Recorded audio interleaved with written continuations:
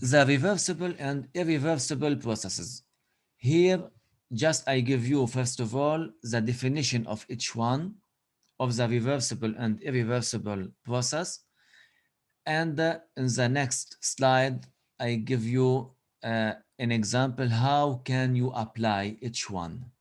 For example, the reversible process, it's the process where each point along some path is an equilibrium state.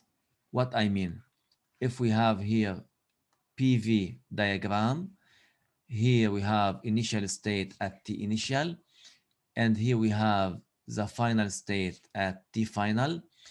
For example, we have an isothermal process like this.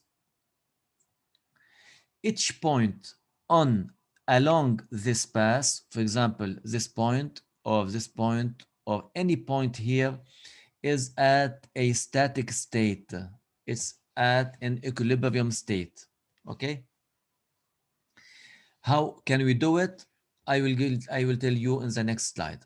So this is the first condition. We must have a static or an equilibrium state at each point on the path. The second point, we can go back to the initial state along the same path. For example, we arrive to the final state and we can go back with this on the same path to the initial state. It's a reversible process. We can go one way and second way on the same path. Okay, these are the two conditions. In general, the reversible process is an ideal process. Ideal, it means you cannot have it in the spontaneous or in the nature. Okay, it's not a real process, but some real processes are good approximations. It means it's not ideal, but it's not far. You can have some ideal, some real process. It's not far, or it has some quantity of efficiency near the efficiency of the ideal process. Okay, how can we do this one?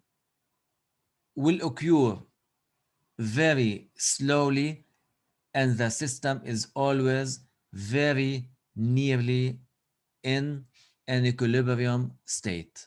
What I mean by this one, I will tell you.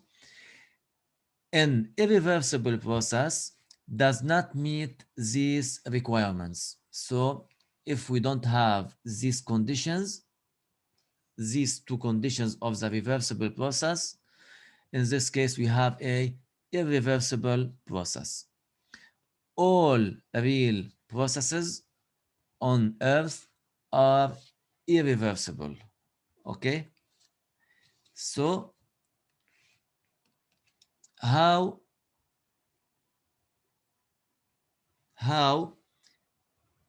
can we have a reversible process? For example, here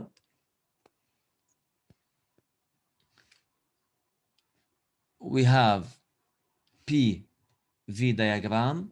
Initially, we are at the point A, for example. First of all, we have a gas here with a volume V. Initially, here we have nothing, okay? I put a small element with a small mass on the piston, okay? Like this. It's a small element. In this case, we have we decrease the volume with a small quantity, dV. For example, when we put this small element with a small mass on the piston, in this case, we decrease the volume dV.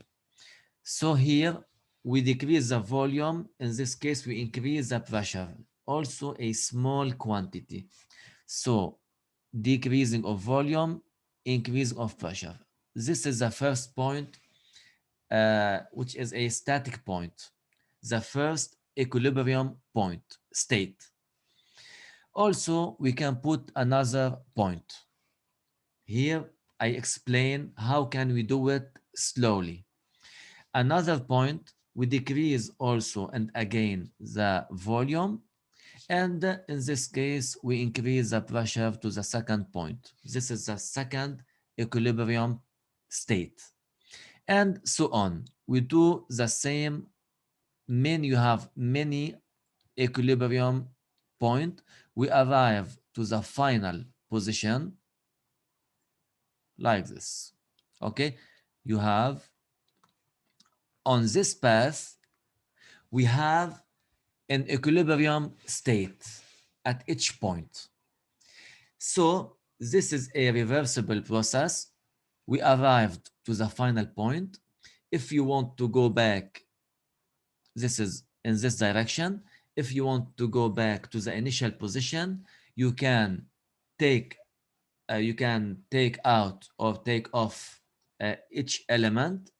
In this case, each time you take out one element, uh, so the volume will increase a little and the pressure will decrease a little. Okay, so we go back to the initial state along the same path. This is the method to have a reversible process, which is impossible to take place in the nature. You can do it manually or by an external agent, by an external control. Okay?